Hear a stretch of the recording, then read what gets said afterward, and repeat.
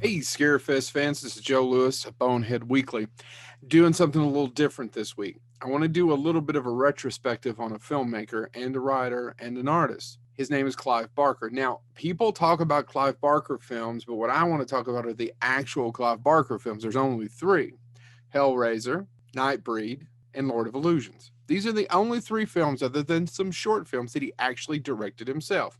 When you see the name Clive Barker on Clive Barker's Hellraiser 46, it's not a Clive Barker film. They're just using his name to sell this shit. He only directed three movies. It's like Stephen King. There's truly only one Stephen King movie that he directed, and it's Maximum Overdrive. Let that sink in. But I got the chance to meet Clive Barker a few years ago, well before he came to Scarefest. And he's a gentleman. He's hilarious. And I have a great story about what he did to a pinhead bust that if you see me at a convention, I'll be more than happy to tell you if you buy me a drink. So the best one is the first one. This one right here is my one sheet of Hellraiser, signed by a lot of people on there. I'm not going to tell you the plot of Hellraiser because if you're watching the show, you've probably seen it. I'm assuming. What makes Hellraiser different? Because if you actually watch the movie, opens up a box, creepy Uncle Frank, mom's having sex with him. He's apparently got and can get the job done. She's willing to kill people to get his skin back to get the job done. And these Cenobites come after Frank to drag him back to hell. Drag Me to Hell. That's a good title for a movie. That's never been done. That's where we are. And if you start to take it apart a little bit and actually watch the movie, agreed, it's the best Hellraiser movie, and then the second one. And then after that, I'm sorry to anyone who's a huge fan. They're damn near unwatchable. I enjoy Hellraiser. It has a true vision, even though it doesn't make a hell of a lot of sense. But I do enjoy it. And I was waiting back in those early days for him to make his next movie. And he did get the chance, right?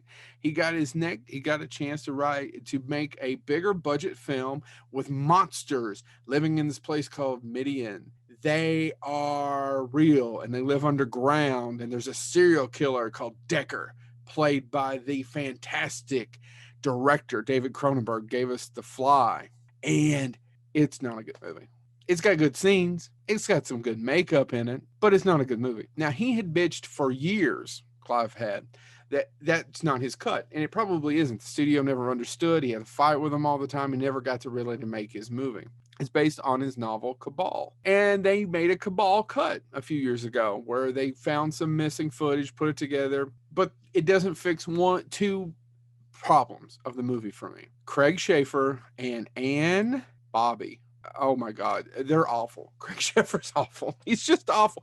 I'm sorry. I know I'm not supposed to crap on actors, but it's just terrible. It's not a good movie. He'd actually go on to star in one of the later Hellraiser sequels. He's miscast. These people are miscast. Finally got to make his movie without a lot of interference 5 years later. Base it once again on one of his stories, and it's called Lord of Illusions. And how many of you out there have seen Lord of Illusions? It's also a mess. It's about a private detective who encounters a magician named Philip Swan, who's an actual magician. He's not just a trickster. He can actually move things. He learned all these illusions from the leader of this cult. He got out of the cult. The cult's out to get him. Private detective, played by Archer himself, Scott Bakula. He ends up basically getting killed during one of his illusions. It's not really true. He comes back.